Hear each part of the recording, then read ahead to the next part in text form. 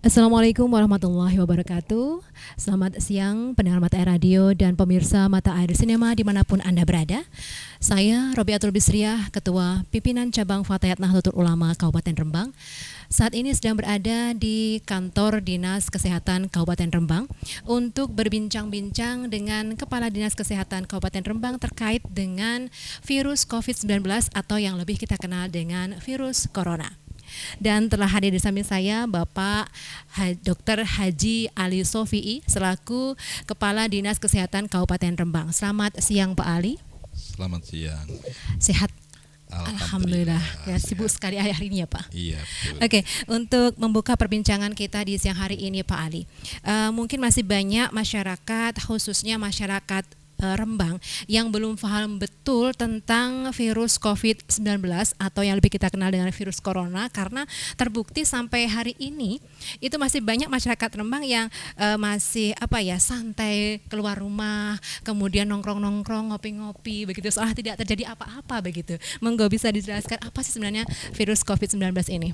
Oke, baik, terima kasih para pendengar dan pemirsa Mata Air Radio yang kami cintai.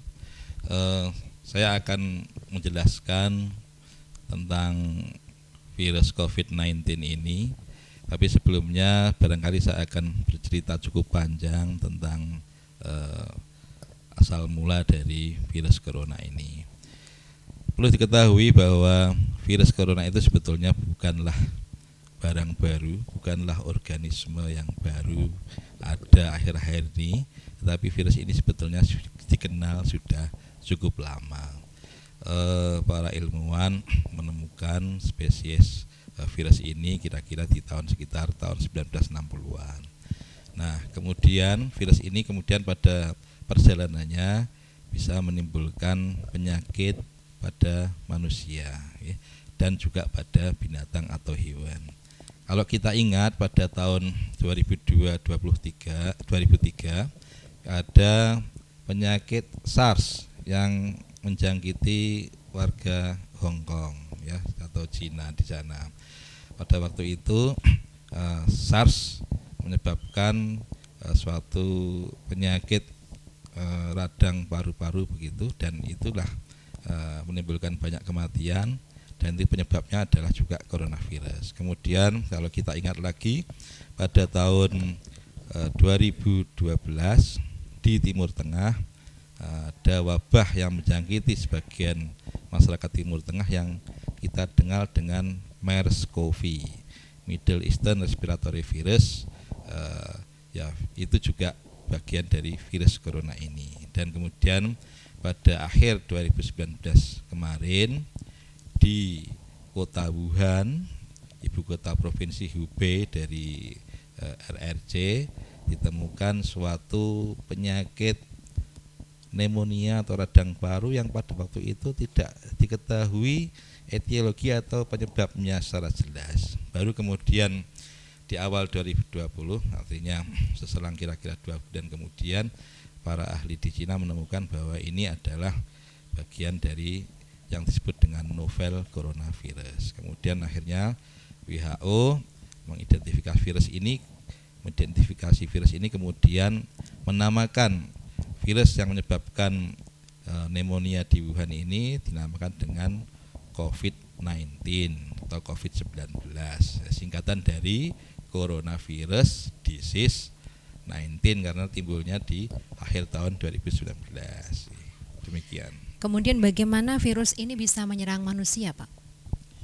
Ya, di awal memang virus ini penularannya secara zoonosis, artinya berbasis di binatang kemudian menyebar ke manusia. Namun di dalam perkembangannya virus ini mengalami mutasi, mengalami perubahan sifat sehingga virus ini bisa menyebar antar manusia. Jadi tidak harus dari binatang ke manusia, tapi ditularkan dari manusia ke manusia. Nah, cara penularannya itu dengan kontak langsung, artinya dengan berjabat tangan, dengan bersenggolan, dengan cipika-cipiki begitu ya, bersinggungan langsung antar individu, atau dengan melalui droplet.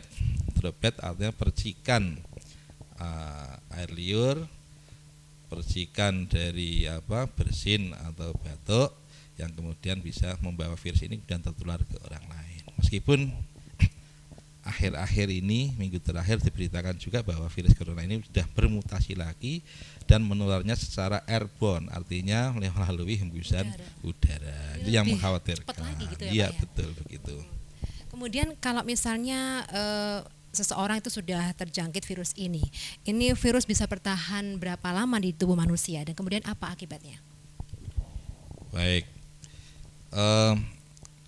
perjalanan alamiah ketika virus masuk ke dalam tubuh, maka virus itu menjangkiti ke tubuh manusia.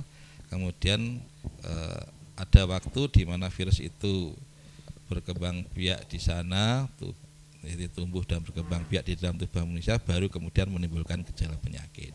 Ini yang disebut dengan masa inkubasi, masa di mana virus masuk ke dalam tubuh kemudian menimbulkan gejala penyakit. Masa inkubasi virus ini adalah berkisar antara 2 sampai dengan 14 hari. Nah, setelah itu kemudian virus ini menimbulkan penyakit, ya. Kemudian atau bahkan kadang juga tidak menimbulkan penyakit atau asimptomatik, tidak menimbulkan gejala dan bertahan dalam tubuh manusia, dan kemudian setelah dia diobati atau mengalami kekebalan tubuh manusia, akhirnya virus ini pun bisa tereliminir atau bahkan mungkin menjadi carrier. Nah, ini saya kira secara alamiah bahwa kalau sudah melewati periode kritis, akhirnya virus ini pun bisa tereliminir dari tubuh manusia. Seperti yang Bapak sampaikan tadi, berarti ada gejala-gejalanya tapi juga tidak terlihat gejalanya, begitu ya Pak? Kalau yang gejala yang terlihat seperti apa itu? Kalau misalnya seorang sudah terinfeksi oleh virus ini? Jadi seorang yang telah terinfeksi ya telah periode 2 sampai 14 hari tadi, maka kemudian timbul gejala viremia, artinya ada masuknya tubuh di dalam darah, itu menimbulkan gejala-gejala reaksi pada tubuh manusia. Gejala yang biasanya ada itu mulai dari ringan sampai dengan berat. Jadi yang paling sering adalah adanya demam, atau panas tubuh kita, bisa demam ringan sampai demam tinggi atau melebihi dari 38 derajat Celcius begitu. Kemudian karena virus ini memang ada menyerang saluran pernafasan, baik ke bagian atas kemudian juga bisa berlanjut ke bagian bawah, maka di awal tentunya menimbulkan gejala terkait dengan serangan di infeksi saluran nafas yang bagian atas, itu dimulai dari mulut, hidung, kemudian di tenggorokan begitu ya. Sehingga gejalanya yang dominan adalah batuk atau pilek atau sakit tenggorokan. Nah, disertai dengan gejala-gejala sistemik lainnya, misalnya mungkin pusing atau badannya mengalami pegel-pegel, nyeri-nyeri begitu ya. Kalau kemudian ada yang misalnya itu kan tanda-tanda untuk mungkin mereka yang tidak punya penyakit bawaan gitu ya. Kalau misalnya punya penyakit bawaan tuh kira-kira lebih gejala-gejalanya lebih lebih berat lagi atau bagaimana Pak?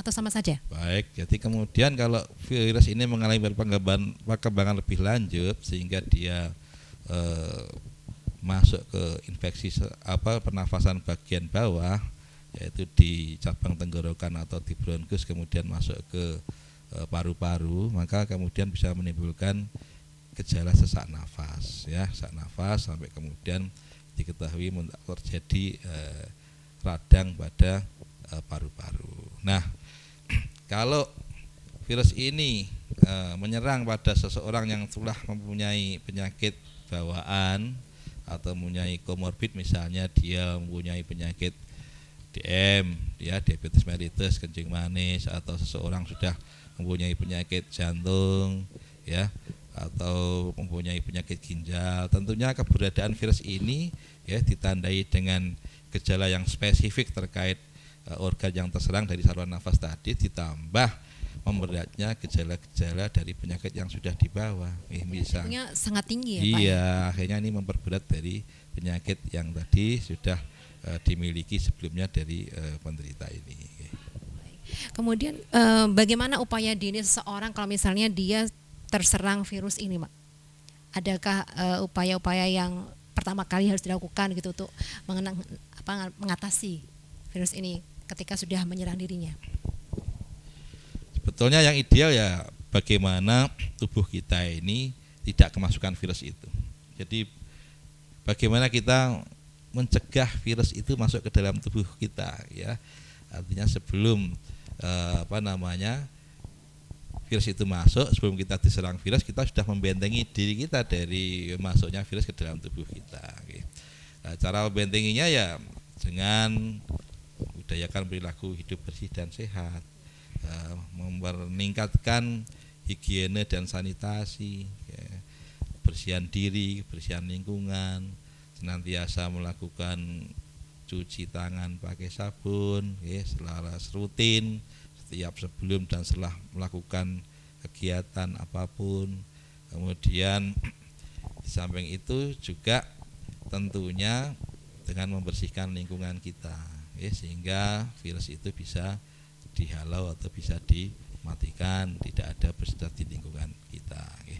Yang berikutnya, kalau emang kita sakit, membatasi persebaran agar virus tidak masuk, ya mungkin dengan menggunakan masker, artinya melindungi agar virus itu tidak langsung masuk terpapar ke dalam saluran pernafasan kita. Yang berikutnya caranya adalah tentunya kalau sudah antisipasi agar ketika virus terlanjur masuk, kita tidak mudah masuk ke dalam fase menjadi sakit, ya kita tingkatkan daya kekebalan tubuh kita. Sekali lagi ini ke perilaku hidup sehat, perilaku germas, sering melakukan aktivitas olahraga, itu akan meningkatkan daya kekebalan tubuh kita. Suka makan buah dan sayur secara rutin, itu juga akan meningkatkan sekali daya tubuh kita, sehingga ketika ada virus, ada bibit penyakit yang masuk tubuh kita, kita tetap senantiasa kuat, bisa melawan, dan akhirnya virusnya kalah dan mati. Itu saya kira upaya yang ya mudah untuk kalau dilakukan. Misalnya berjemur di jam 10 itu betul apa enggak, Pak? Bisa sedikit mengurangi itu atau bagaimana? Ya, secara teoritis ya betul, karena virus itu kan hidupnya di suhu yang moderat, artinya di sekitar suhu 15 sampai 22 derajat Celcius, begitu dia mampu hidup, sehingga makanya banyak menyerang wilayah subtropis, dan daerah wilayah daerah yang dingin itu dia banyak serang di sana. Dikatakan bahwa virus ini memang bisa mati pada suhu lebih dari 29 derajat Celcius, artinya suhu di wilayah kita ini, sehingga secara teoritis ya kalau kita berjemur di Rembang yang suhunya rata-rata 32, 33, 34 derajat Celcius, maka virus ini mungkin sedikit kemungkinan untuk mampu bertahan, begitu. Ini secara teoritis. Tetapi yang namanya perlu diingat bahwa yang namanya virus itu selalu mempunyai kemampuan untuk mutasi diri, berubah sifat dan perangainya. Yang dikatakan bahwa dia tidak tahan pada suhu tinggi lebih dari 9, belum tentu kalau dia sudah mengalami perubahan mutasi ini. Jadi dia bisa bertahan.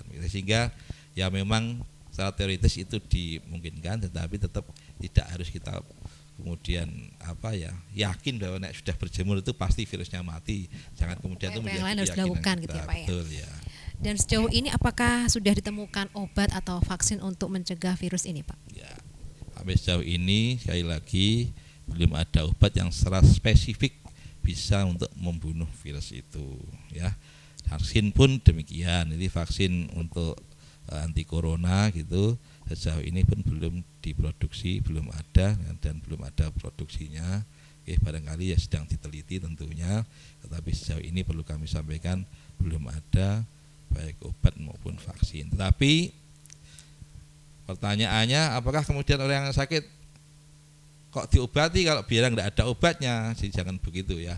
Jadi pengobatan yang selama ini dilaksanakan pada orang yang terkena virus corona ini adalah sifatnya pengobatan suportif, artinya untuk mengobati sesuai dengan gejala dan tanda yang ada pada penderita ini. Misalnya penderitanya mengalami panas dikasih turun panas, penderitanya batuk dikasih anti batuk, penderitanya mulai radang paru ya dikasih obat radang paru biar paru-parunya kembali sehat, penderitanya mulai gagal nafas maka diberikan peralatan untuk membantu nafasnya dengan ventilator tekan positif dan begitu ya. Artinya dilakukan upaya untuk mempertahankan bahwa ini bisa tetap survive ya. Artinya kena sakit tapi diupayakan. Karena ini namanya kan penyembuhan ya. Ya, meskipun virusnya tidak mati secara langsung tetapi nanti dengan support yang cukup maka ini individu bisa melewati masa perjalanan alamiah penyakit ini sehingga ketika terlewati maka akan menjadi sembuh tentunya. Berarti bisa juga seseorang yang terjangkit virus ini itu bisa menyembuhkan dirinya sendiri begitu ya Pak? Nggak perlu diobati atau bagaimana? Ya, saya kira bahwa kalau kita lihat variasinya lebar. Secara umum tadi orang yang terkena virus mempunyai gejala-gejala yang saya ceritakan tadi di depan, tentunya ya kalau mau sembuh ya diobati dengan obat support tadi, supporting terapi, meningkatkan daya tahan tubuhnya begitu ya. Tapi bukan kemudian tidak usah diobati kan juga tidak. Tetapi memang ada kalanya ada seseorang yang terpapar virus ini meskipun dia tidak banyak gitu, tapi dia itu tidak mengalami gejala, tidak ada tanda, dia tidak merasakan sakit. Nah, pada orang yang demikian ini dia itu ya tidak sakit dan tidak perlu diobati memang kan dia tidak merasa sakit, dia tetap bisa beraktivitas biasa. Tapi yang demikian juga masih mempunyai potensi justru menularkan ke orang lain dan ini untuk mengkhawatirkan.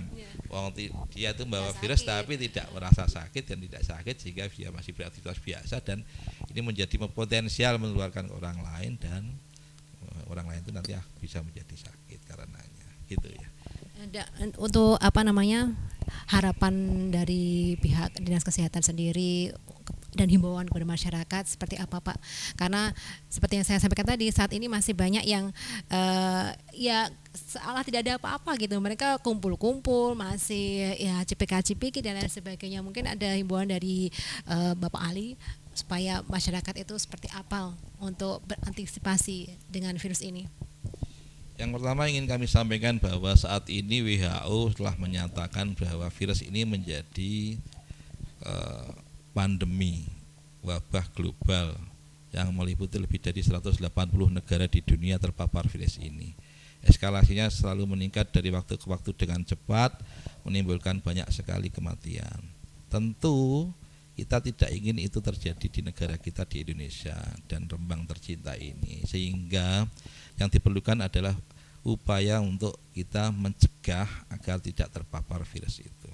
Oleh karena itu himbauan pemerintah yang disampaikan agar kita untuk berdiam diri di rumah, kemudian tidak melakukan aktivitas keluar rumah, bahkan tidak sangat penting, maka itu sangat penting untuk dilaksanakan agar virus itu tidak menyebar kemana-mana gitu.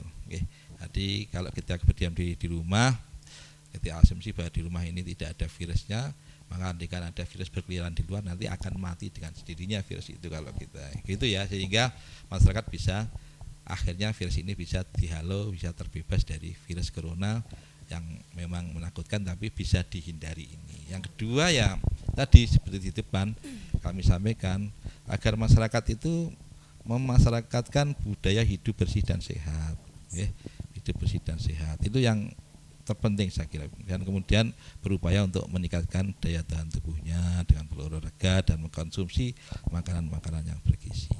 Lah pemerintah dalam hal ini membantu melakukan kegiatan untuk kita melakukan pencegahan, salah satunya dengan social distancing. Jadi menerapkan suatu ketentuan atau etika ketika orang bertemu dengan yang lain untuk tidak saling berdekatan, menjaga jarak. Jadi ketika individu satu ketemu dengan yang lain, jaga jarak minimal 1 meter atau lebih. Ketika ada tempat-tempat layanan umum ada antrian, dipakai jaraknya, diperhatikan jaraknya. Ketika melakukan pertemuan atau rapat, ya dijaga jarak itu. Dan yang terpenting justru malah meniadakan sekali kerumunan-kerumunan, perkumpulan-perkumpulan manusia atau orang diharapkan dihindari sehingga ini bisa kita cegah. Pemerintah juga telah melaksanakan kegiatan penyemprotan disinfeksi untuk tempat-tempat umum, tempat-tempat layanan umum kita lakukan disinfeksi, sehingga dengan demikian harapan kami pun bisa mematikan virus atau mencegah penyebaran dari virus corona ini. Ya. Terima kasih Pak Ali atas waktunya. Demikian pemirsa Mata Air Sinema dan juga pendengar Mata Air Radio dimanapun Anda berada, perbincangan kami dengan Bapak Ali Syofi'i selaku Kepala Dinas Kesehatan Kabupaten Rembang. Semoga bermanfaat dan mudah-mudahan kita bisa lebih menjaga diri lagi, jaga kesehatan, dan mudah-mudahan kita semuanya terlindung dari virus COVID-19. Amin ya rabbal alamin. Saya Robiatul Bisriah pamit undur diri, tetap jaga persatuan demi keutuhan bangsa, senantiasa menyembah Yang Esa, menghormati yang tua, menyayangi yang muda, dan mengasihi sesama. Terima kasih atas kebersamaan Anda. Wallahu muwaffiq ila aqwamit thoriq. Wassalamualaikum warahmatullahi wabarakatuh.